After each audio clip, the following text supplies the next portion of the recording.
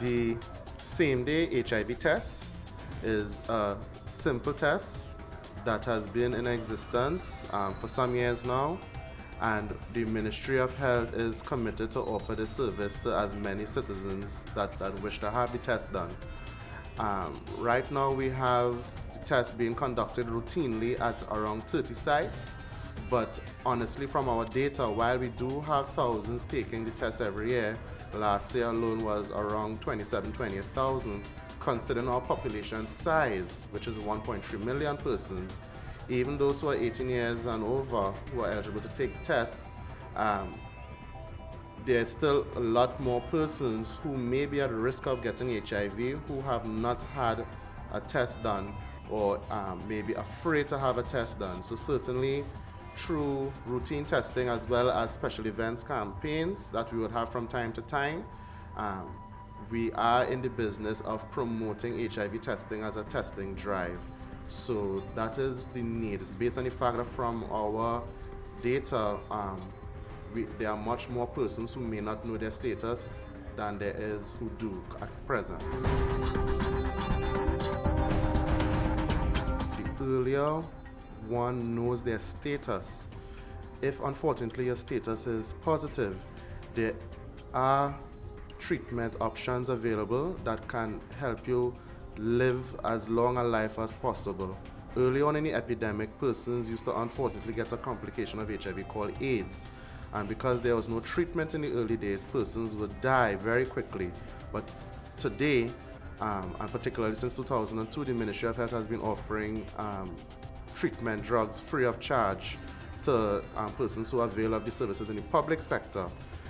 That's one reason to know your status. The other significant reason is that even if you turn out happily so to be HIV negative, you may still be at risk of becoming HIV positive. And certainly part of the service we offer is not just simply knowing the test, but also identifying what is your risk and then taking steps to educate you how to reduce your risk so that if you're negative, you can remain negative. So we need to get tested. We need to keep ourselves healthy. And we do a very good job at it when we talk about brushing our teeth 3 times a day and doing other things that will make us healthy. And one thing that we need to really look at is our sexual health.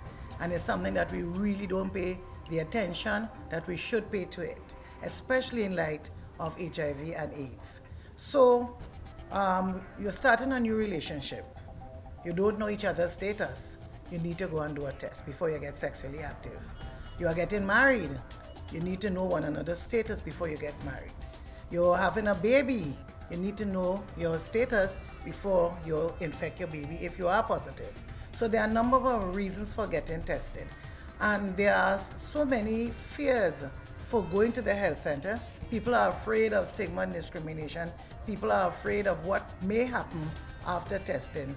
And people are afraid of what if they may lose their jobs. And at present, we have a lot of policies that are put in place to take care of all those issues.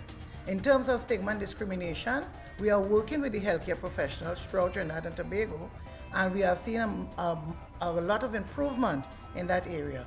We also have policies for taking care of those persons who may be pregnant and may be positive.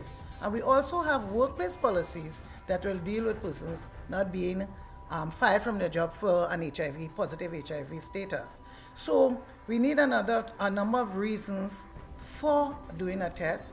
Also, we need to take responsibility for our sexual health. We can say to you to abstain, we can say to you get tested, we can say to you have one partner, but we really need, in the midst of all of that, we need for you to make a conscious decision to change your sexual behavior. It's not just about ABC, it's more than that. It's making a complete change into how you relate to others and how you view your sexual responsibility with your partners. So it's really your call, it's a personal call that would redound to the benefit of everybody in Trinidad and Tobago. In order to remain negative, first of all, is to the most common method of transmission is sexual sexual intercourse. That's the most common method of transmission in our country. So the main step to remain negative is based on the principle that you have to practice your sexual lifestyle in such a way that you don't put yourself in contact with secretions from someone who is known to be HIV positive or who is in fact HIV positive.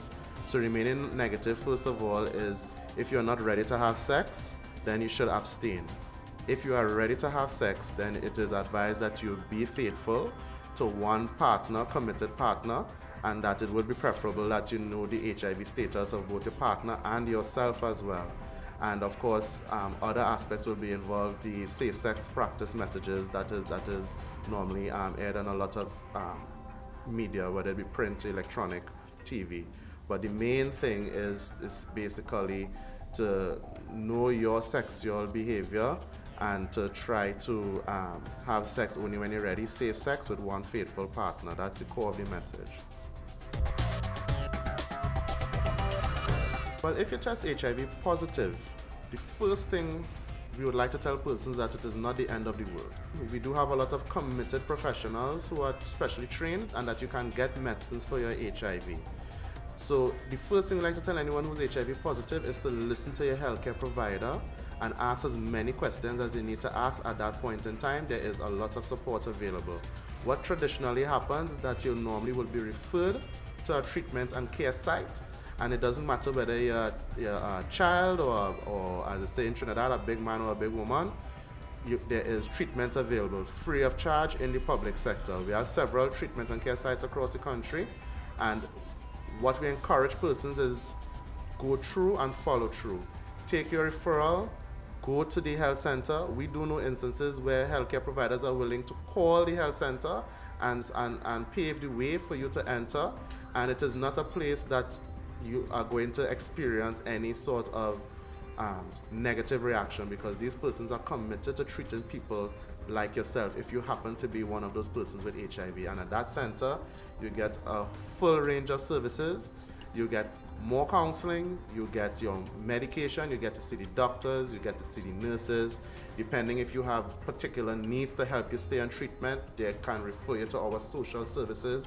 So it is a full team approach, and it is one that we strongly encourage persons to avail of early, because the thing is, if you are in treatment, then you stand a good chance to live a long, productive life. But mind you, there are some instances where some persons who are newly found to be HIV positive, they may go, but at that point when they are seen by the doctor, their immune system might still be strong enough. So therefore they may not be offered medicines at the first visit, but of course they will be monitored closely with blood tests, so that at that point, where for most patients inevitably medicines would become available or would be necessary, you will be offered medicine.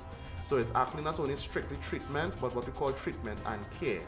So all our sites are treatment and care sites, and we want to encourage each and every citizen who knows that they're HIV positive and still having fear, simply go.